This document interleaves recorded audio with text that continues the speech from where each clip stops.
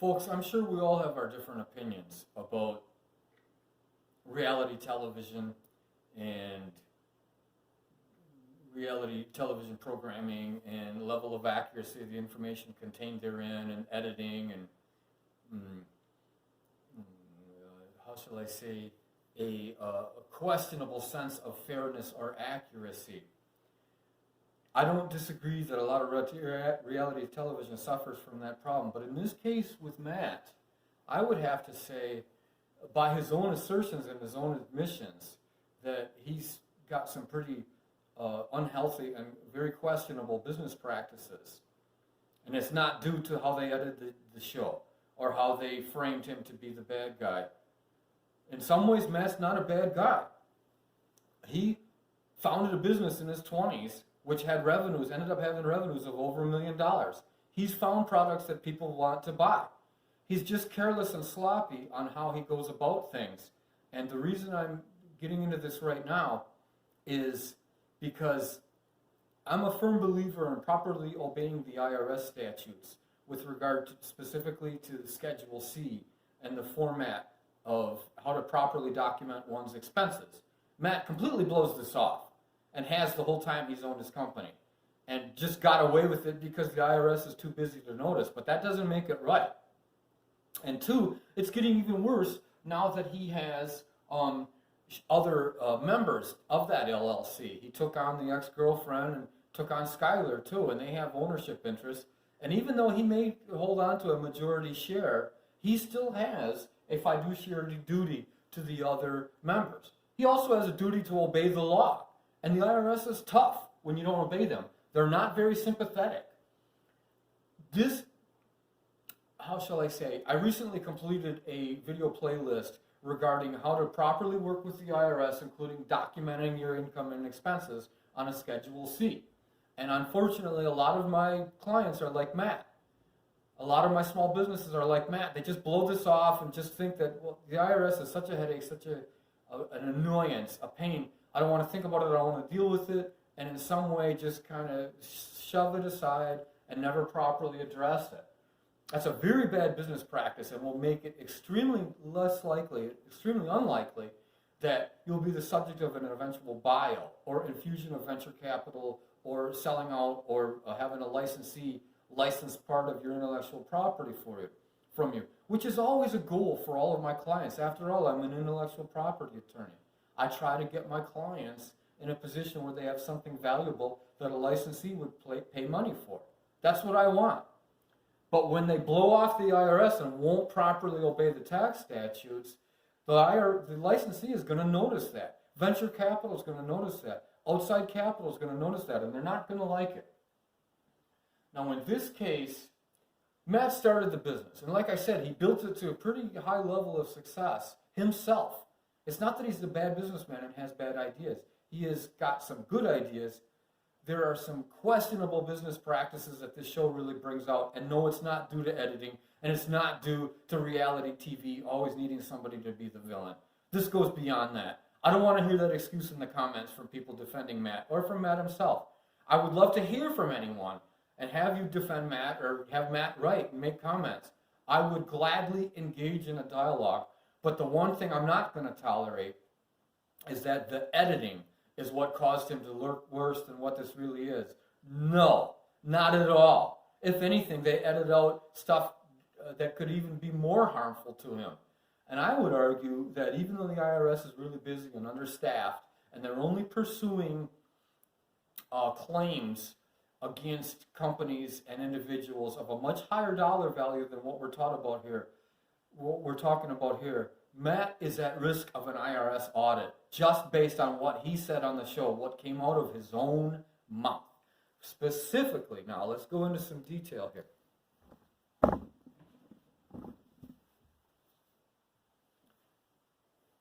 Matt talks about taking a 2-day training course on scheduling. Arguably, that could be a deductible expense. But Matt is merely treating the company like he's self-employed and combining personal expenses, including his rent, including his car payments, with corporate expenses or with business expenses. And that's a definite no-no, and will get the attention of the IRS, if they haven't already. So the 2-day training course on scheduling, would it be deductible? Probably. That's actually got some authentic value and business utility, and arguably could be said to be utilized in the ordinary course of a trade or business, ordinary course of business, ordinary and necessary. But let's keep moving on. Schuyler notes that Matt's use of corporate business card, I believe these all came from a credit card, use of a corporate credit card, which Matt is still kind of treating as his personal card. I believe that Schuyler said that there was between $150,000 and $200,000 worth of personal expenses that were being charged to the company that the company cannot write off. I got 2 questions there. What is the company putting on their tax return? 2, what is Matt putting on his personal tax return? I'd like to see if these ever got deducted, or if Matt just used the card and took it as compensation. If so, that's compensation that he did not declare to the IRS and did not get properly taxed. So he may have to file amended returns. Next, Matt talks about Jackie's Bakery, Balloon Coffee, Amber Cuisine, Weight Watchers, and car wash expenses. None of these are part of an ordinary course of business. First of all, Jackie's Bakery, Balloon Coffee, and Amber Cuisine are restaurant food and meal expenses, which is line 24B on the IRS Schedule C. But that is only where you are meeting with another human being who you are in some way doing business with. There's specific criteria, and your accountant or CPA can tell you more about exactly who would qualify, but never under any circumstances are meal expenses to be deductible when the company owner, is eating by themselves. That is not a deductible expense. It is not a pursuit of business. It is not meeting with clients. It is eating by themselves. And even if it was deductible, they're only supposed to be deducting it at 50%. After 2018, the tax laws got changed, and meal expenses can only be deducted up to 50% of their actual cost. So Matt kind of got that one really wrong, for several reasons. 1, it shouldn't have ever been charged to any company in the first place. 2, he violated his fiduciary duty to his fellow shareholders, Schuyler, and I think her name is Charlotte. I forgot the ex-girlfriend's name, Charlotte, I think. He violated his fiduciary duty to them and also didn't declare the income. Not only is the business potentially vulnerable to an audit by the IRS, but I would argue Matt's personal return should definitely be looked at. I'm going to see if I can quickly shift the camera here and go through the Schedule C with regards to Matt and his specific choices.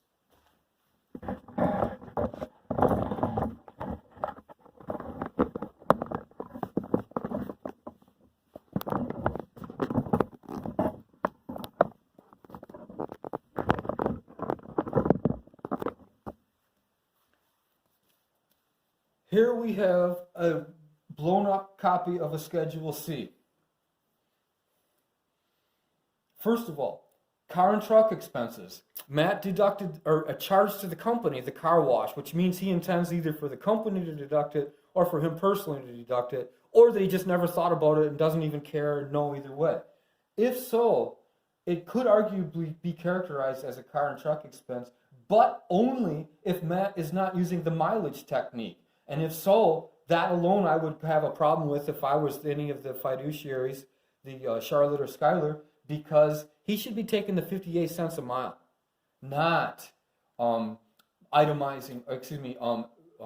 deducting and properly cataloging and managing all the expenses and all the individual expenses of the car and truck. Should not do that. Should be taking the 58 cents a mile, and so should all of you folks watching this, because it's a much better deal. Okay, next. Regarding Matt's issues of going to restaurants and charging that to the company, that would be here under travel and meals, specifically line 24B, deductible meals. But Matt went to all these by himself. They're not deductible. Second, if they were deductible, it's only supposed to be 50%. He took the whole thing. That's bad. That's bad. That's definitely a sign of carelessness and a lack of interest in obeying the IRS laws. We only have one IRS. I'm not saying I agree with them. I'm not saying I like them. I'm not saying that everything they do is justiciable and just. But I am saying we don't have a choice. We have to obey the tax law. And Matt just completely blows it off.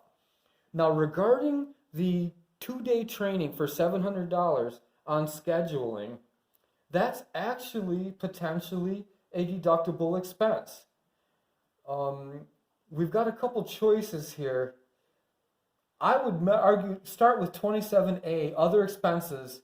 I'm looking for education or seminars or training deduction here, and I don't think I've ever seen one of those. Potentially a office expense. Boy, that's questionable though. I don't think it qualifies as line 22 supplies, but I would think that type of training does have some authentic, legitimate value to the company. And Matt is a busy guy. He is the CEO of the place, and you might call it legal and professional services. That's a stretch. Education and training, I got to think that belongs in here somewhere. Boy, I don't know which one I would categorize that.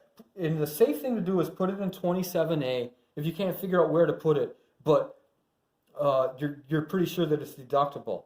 Now, my other thought, is that a good idea? He doesn't appear to be benefiting from these. There's a question about whether it's a good idea or not, but as to whether it's deductible or not, my thought would be yes. Now moving it on to Weight Watchers, I would have to say no. That is a highly personal expense. But interestingly, I would also have to say if he itemizes, that may be potentially includable as a medical expense. The guy is overweight. And I will also say that the vast majority of successful CEOs, both male and female, know their cholesterol. They usually know their blood cholesterol. They know their diabetes level, blood sugar level. They know a lot about their own bodies because that body belongs to them, of course. But in some ways, they're important enough that it also belongs to the company. And they have kind of a duty to take good care of themselves and keep their health and keep in good shape. That's a trait of CEOs that I think people overlook, is they don't work out from vanity. They work out because it's better overall for the whole company. But where we would deduct that, boy, it's hard to say. As a joke, as a point of humor, you could say Matt's a corporate asset, and you could call him, the Weight Watchers as being repair and maintenance. But the truth is, another problem is that it doesn't appear to really be working. The same with the seminar on the 2-day training on scheduling. You got to ask about whether there's a good benefit from going to these and whether he would be a lot better off in the office where they were missing him. That's a separate question. But regarding Matt's expenses, the important lesson you can learn from this very quickly is Matt was eating by himself and trying to then include these in 24B of a Schedule C. And that's an absolute guarantee of a no-no. If you're not with a client, if you're not with someone you do business with regularly, in the ordinary course of business, ordinary and necessary as part of the trade or business, you have no right to deduct that, not even 50%. And Matt's deducting it. That's a problem. Now, if anyone is on Matt's side and wants to comment on this, I wouldn't mind hearing from you. I wouldn't mind being criticized.